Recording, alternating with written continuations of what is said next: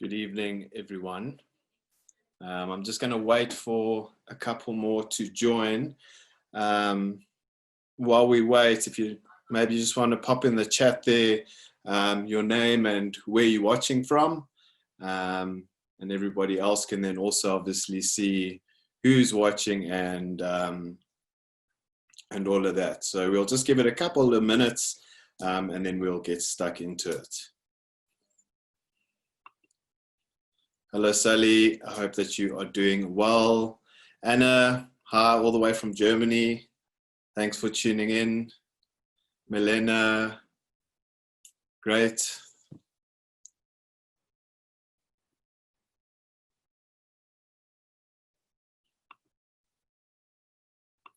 Okay, let's just... so I hope that this, hi Samantha, I hope that you're going to find this webinar helpful. What I am going to be doing, you can obviously ask questions throughout, whether it be in the chat or under the Q&A, and I'll answer them as we're going through it. But I did just want to start, obviously this webinar is about what I do before heading out on travel. So the whole idea around it was to just give you an idea from a guide's perspective, from say a month out of travel before we go on safari up until we arrive at our destination. So it is an interesting one. I'm sure there's a lot of things that you'll probably do similar. I'm going to discuss just some of the things that I pack, some of the things that I do in the office before I head out on safari, and a couple of other things. There is one thing I'm going to mention now, just to give you all something to think about, because I'm going to ask your opinion on it, is having traveled, if you do travel, is there anything essential that if you had to choose one item that's essential to travel with, what is it? You don't have to answer it now. I'm going to bring it up later because I have one thing that I always travel with. It's a bit of a superstition and a bit of a good luck charm, but I'm just asking you now just to put a bit of thought into it. Before I get started on my side, I just wanted to talk a little bit about the company. So obviously there's a number of you that have traveled with Wild Eye before. And also with a lot of these webinars, it's mainly, well, it's only the guides that are really presenting or helping with editing techniques or talking about their guiding careers.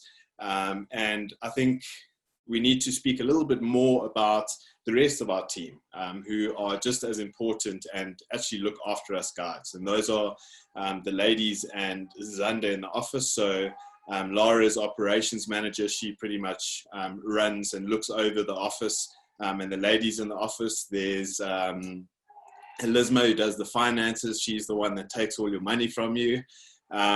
There's Tanya, who's in charge of the private division, Zander, who's in charge of the scheduled, of the general travel division, and Judy, who is in charge of the scheduled safari. So if you have traveled with us, you've probably dealt with some of the ladies and or Zander in the past, and what they do in the office is incredible. I mean, I know that we're the fortunate ones that we get to go out into the field and to travel and to meet new people and learn about new cultures from everybody, and have these amazing experiences. But the ladies are always, and Zander, I'm just going to say ladies, you can just remember Zander in there as well.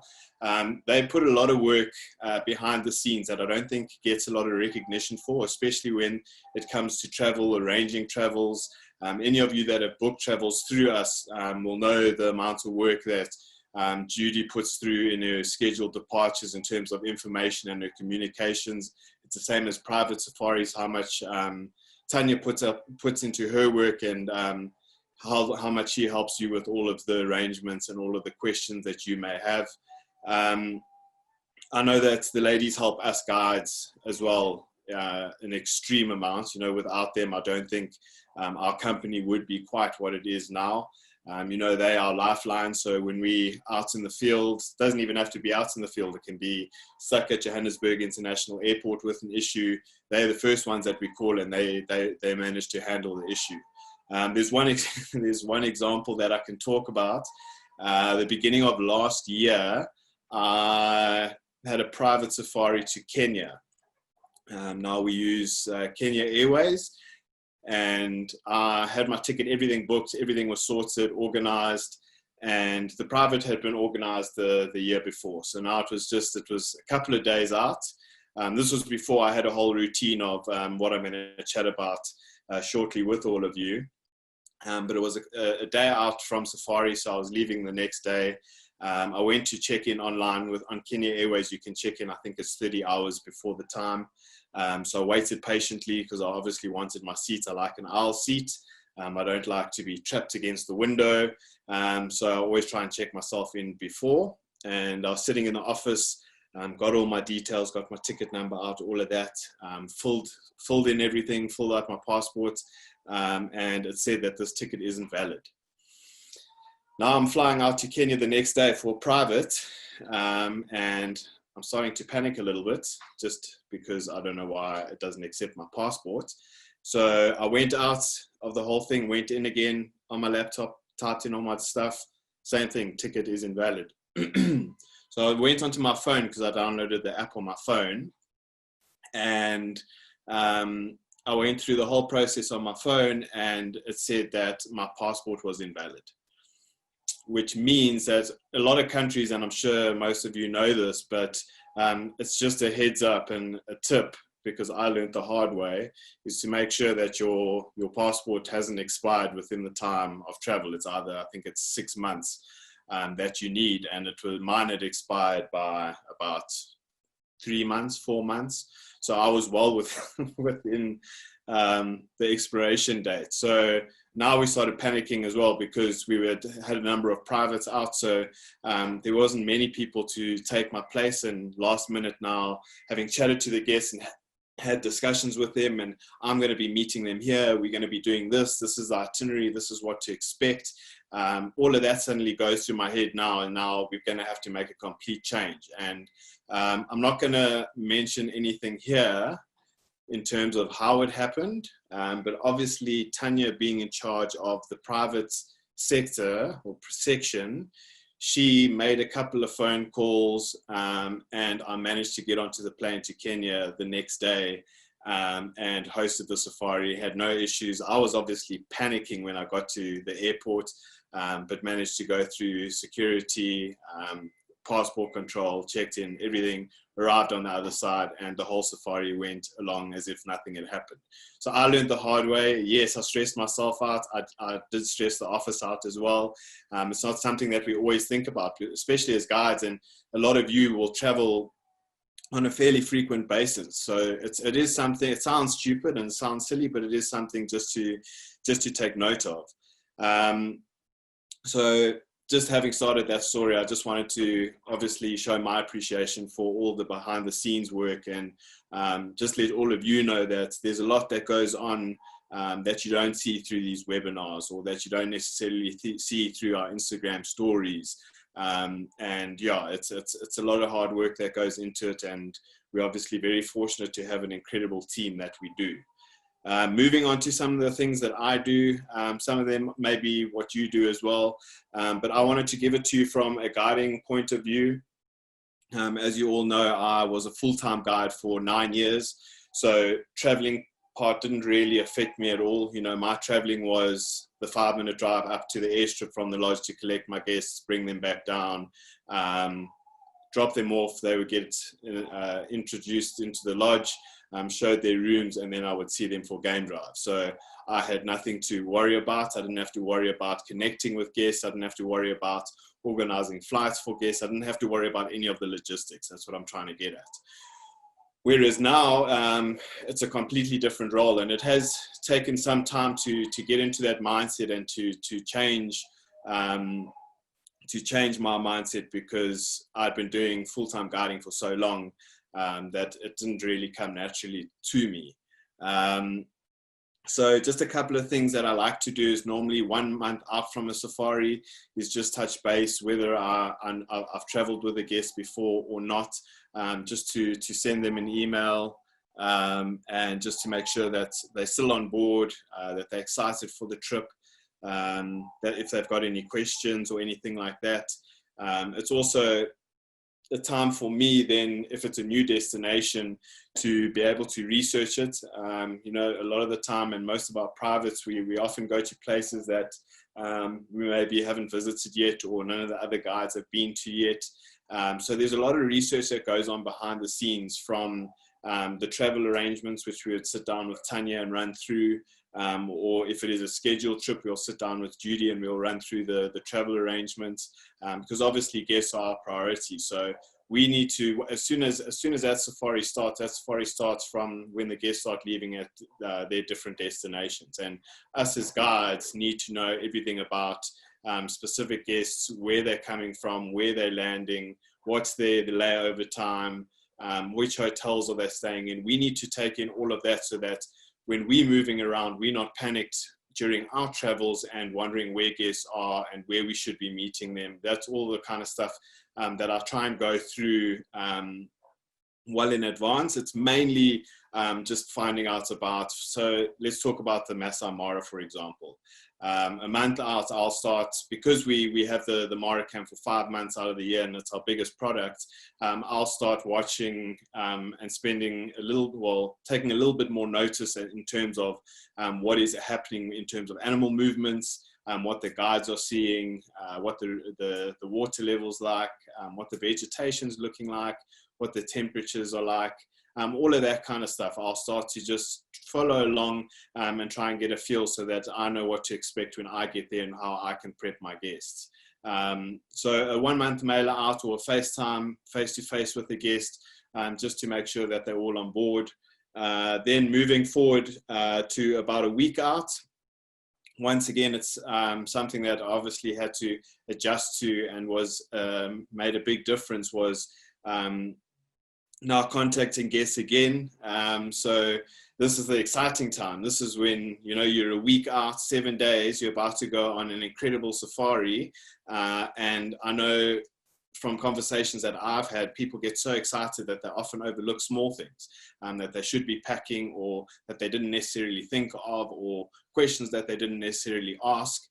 So I like to use this time with the guests to just sit them down, you know, get an idea of what their expectation for the safari is. So what they want out of it, just so, because that gives me a better understanding then, especially on a scheduled trip where you've got 4 or 5 other individuals, there's going to be different expectations for everybody.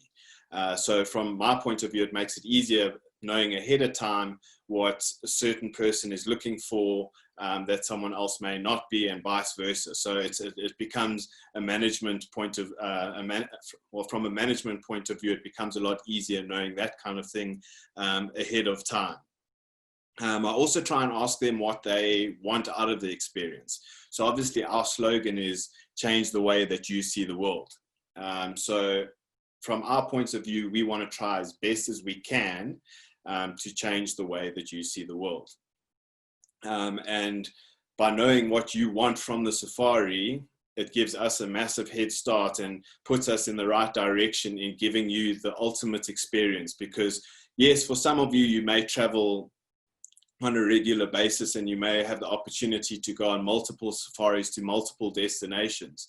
But we also do get guests that it's a once in a lifetime trip. And for us, that's whether you've traveled a lot or you haven't, it's vitally important for us that we understand each other from the get-go, and that I know that you as a first-timer, this is what you want from your experience, and I know how to mold the safari, even with other individuals on the vehicle, how I can mold the safari to suit you, but then also mold the safari to suit the guests that have traveled with us a number of times, or potentially a number of times to the same destination. I hope this is all making sense. I know it is about what I do before heading out on safari. So I'm just trying to give you a good idea of what us guides go through just before we're heading out. I've just made a couple of notes here. So what I do, I generally create a checklist. Obviously each safari is different. you can as well here, if you would like, in the comment section, if there is anything specific that you always travel with, or that you think is valuable to travel with, or saves time or anything like that. So you're more than welcome to leave it in the comment section. I might see something that I can take and use for myself, or you might take something from what I say. So I'm going to leave out all the boring stuff. Obviously, I pack t-shirts, long sleeve shirts, jackets, hoodies, all of that kind of stuff. Now, how do I describe myself? So I'm a perfectionist at times, but I can also be messy. So what I mean by this is, I think when it comes to work, I'm very much a perfectionist. If you look at my bedroom at home, you might have a different opinion. I'm not as tidy at home as I am when I go away. But I'm also quite an anxious person. So this can be good and it can be bad, obviously. I think when it comes to traveling and packing, I think it's a good anxiety, because it obviously, for me, I see it as my traveling obviously means a lot to me. So I try and focus as much as I can on specific things. So running through things, my general bag, just a tip, obviously, when traveling to areas like the Masai Mara, they don't accept hard covered suitcases with wheels. It's generally duffel bags. They don't like the hard sides on bags. And there's also a lot of weight restrictions on planes. So packing is very, very strategic. So for example, when I go to the Mara, I have a very small duffel bag. There's a couple of reasons for it. I don't take many clothes when I go to the Mara. If you have visited our Mara camp, you'll know that Mary, who runs our laundry, is absolutely incredible at what she does. So to be honest with you, when I go to the Mara, in terms of clothing, what I take is, I think it's 2 t-shirts. I take a hoodie, a rain jacket. I take 2 pairs of shorts, a pair of long pants, some underpants, and some socks, and that's it. So when I go, my weight for the Mara for a week must be probably about 8 kilograms, if that, because I know that Mary, as soon as I arrive and after a day, even if I move into my tent and something is out of place, I can tell you the next time I go to my tent, that item is gone and it is washed and it is back in my room that night. That's how efficient she is. So I remember the first time that I went to the Mara, I went with Alistair, and we went to host a photo academy, and both Alistair and I arrived with these massive, big, round K-way duffel bags stuffed with every bit of wild eye clothing that we own, every pair of long pants that we ever guided in, every pair of short pants that we ever guided in, about 8 different pairs of shoes, and that's and we were over limit with luggage. So over the years you learn. Obviously the Mara is an exception, but other areas like traveling to Botswana, there is weight restrictions on the plane, so it's often between 15 and I think 20 kilograms per person. I know that on the wild eye trips we often take a freight seat, which allows us a little bit more luggage, so especially with all the camera gear, it ends up giving us about 35 kilograms each. And on trips like that, I mean, my bag of clothes will weigh, I'd say, 10 kilograms, gives me more than enough weight in terms of camera gear as well. So yeah, just moving on from that, where I am very specific. So, okay, talking about that part of my packing and t-shirts, and that can all go in. That's the messy side of Trevor. That can go in however it is, and I'll sort it out once I arrive at my destination. The other side of Trevor is the perfectionist side. And this is with all my camera gear. And included in that is, so it's my camera bag, my camera bodies, lenses, chargers, memory cards, lens cleaner, binoculars, laptop chargers. I actually take 3 sets of earphones when I travel. And the reason for it is that I absolutely love music, especially when I travel. It's my way of switching off. It's my way of kind of, zoning out and just forgetting about things for a brief period of time and having some of my own space and time. So I keep one in my one in my duffel bag in case my other two go missing. Don't ask me why I take 3 sets, but I do. I see there's a question, is laundry services included in final cost of safari? Milena, it depends on what safari. Most safaris that we run, laundry is included at the lodges, but I do know that all lodges generally do offer a laundry service, and some of them do charge the individual for that. So what you would find is you'll, if I think of the Best of Serengeti Safari, for example, that I hosted last year, the first destination that we stayed at, you did pay for laundry, but the rest of the destinations you didn't pay for laundry.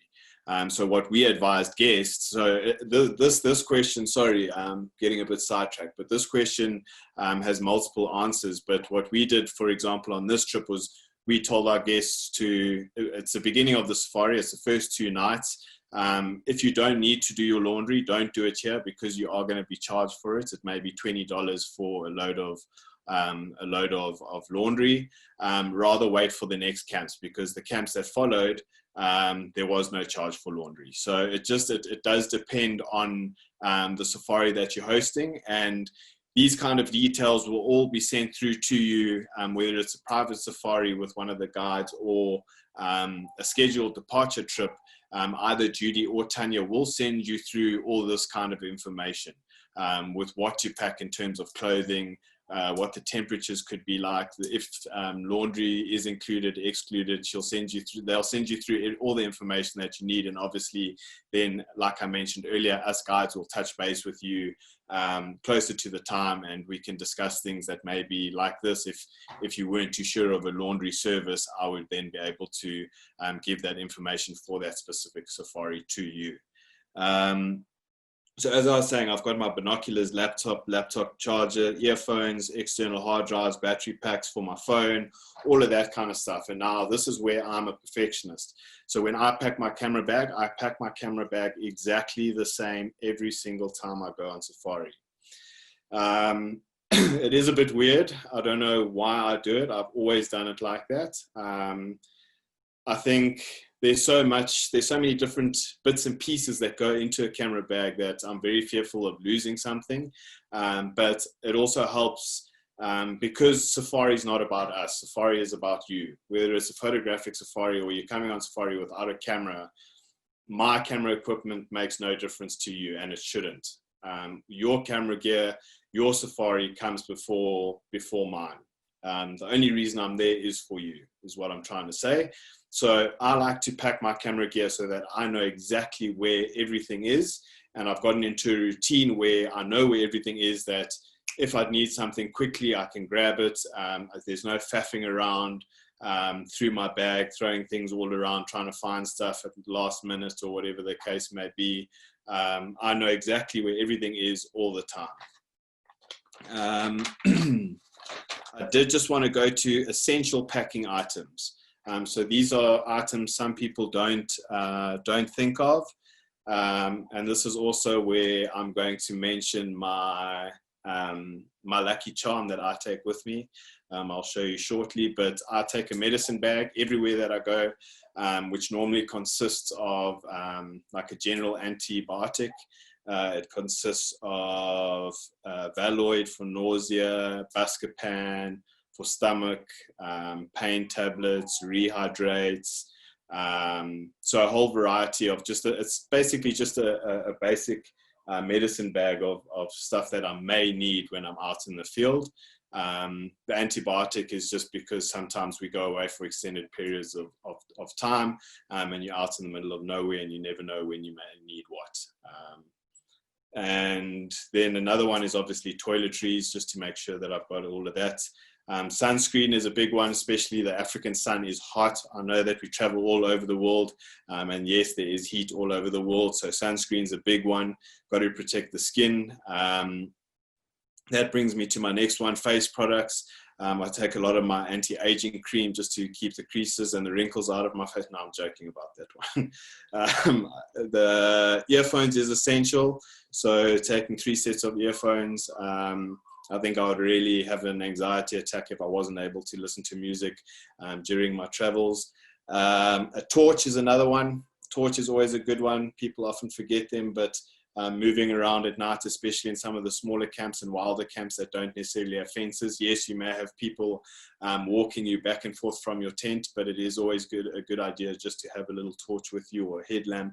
And now just to move on to my essential packing item. You're more than welcome to, you don't have to, I'm not forcing you to, but in the chat, if you want to share something, that a superstition or an item that you cannot travel without, you're more than welcome to. Mine's going to be silly, but I'm going to share mine with you, and that is these. Okay, so they are pink bunny socks. Okay, get a good look at that. Cute. It's not cute. So since I left the bush as a full-time guide, I've worn this pair of socks on my first full day of every safari. So it's just a lucky charm. It's a bit of a superstition of mine. Yes, they are girl socks. And yes, they are a bit cute. They've had their time though. They are quite stretched. But they go absolutely everywhere with me. So that's just one of my lucky charms, I guess. Also just wanted to discuss, I see no one else has anything everyone else is a bit too nervous to share something. That's okay. Now everybody knows mine, and you can ask me when you're out on safari, first full day, I'll have those bad boys on. Okay, so moving on to the last section, airports. So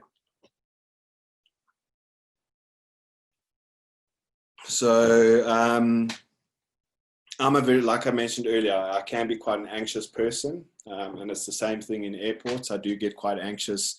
I like to arrive at least 4 to 5 hours before my flight leaves, which is crazy because I know a lot of people hate spending time in airports. And it comes, I think, from one of the very first trips I ever traveled alone. So this was a number of years, we're talking probably 10 years ago. I did a holiday trip, 3 weeks to Germany. And it was the first long flight I'd ever taken on my own. And naturally, ever since I was a kid, I've had a fear of flying. I've obviously now, being in this industry, I've had to get over it. I still do get a little bit anxious, especially on the smaller planes. But it is a fear that I've had to get over with. But what happened was, flying to Germany, I was flying from Johannesburg International to Madrid in Spain, and then on to Frankfurt.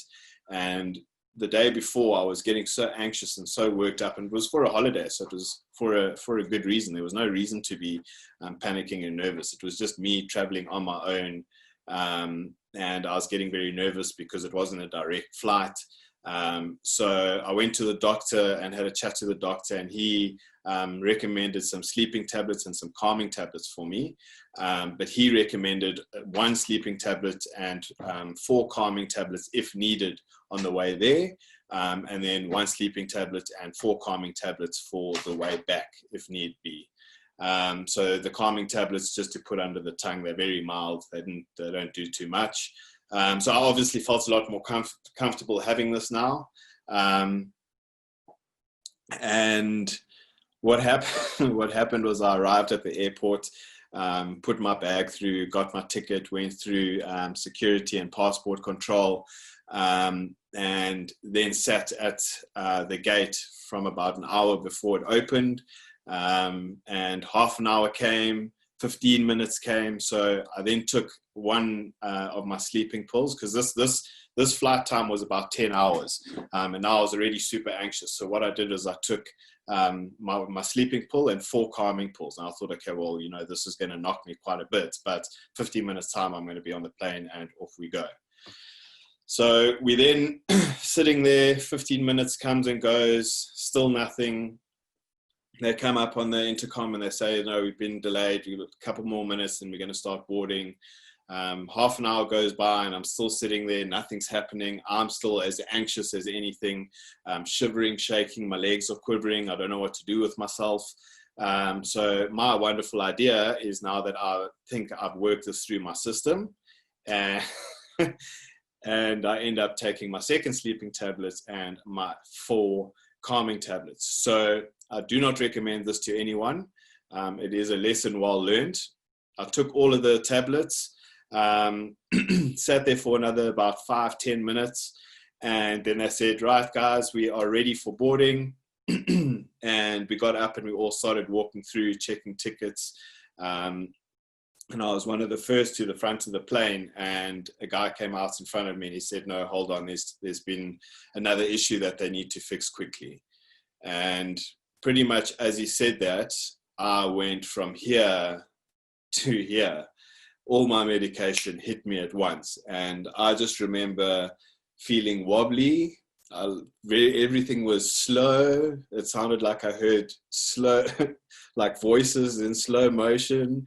I was trying to stand. I didn't want to sit down. I didn't want to lie down. I'm trying to keep my eyes open. But all this medication, yes, stupid idea. Don't ever do it. Luckily, I managed to get onto the plane, sat in my seat, and I don't remember taking off. I don't remember landing in Madrid. What happened in Madrid is I then ended up getting off the plane, and they've got a Terminal A, Terminal B, and there's a tram or train, I can't even remember, that you've got to catch from one to the other. So I was in A, for example, and I needed to get to B for my connecting flight to Frankfurt. And I ended up catching that train like 4 or 5 times, just because I was so dazed and confused still. Luckily, I made it to the right terminal with a bit of guidance from a very nice gentleman in the airport, and I managed to catch my flight onto Frankfurt. But coming back, I had 0 meds. I stayed awake, quivering literally the whole flight back. I must have lost about 3 kilograms. So yeah, that was just a random story, travel story from the past, and I think it's one that I've learned well from. If I look at what I'm going to be mentioning now, like I said, I normally like to get to the airport about 4 or 5 hours before my flight leaves, and the reason for it is I do get a bit anxious before travel, but it's more of an excitement anxious. I don't know if any of you out there can relate to that,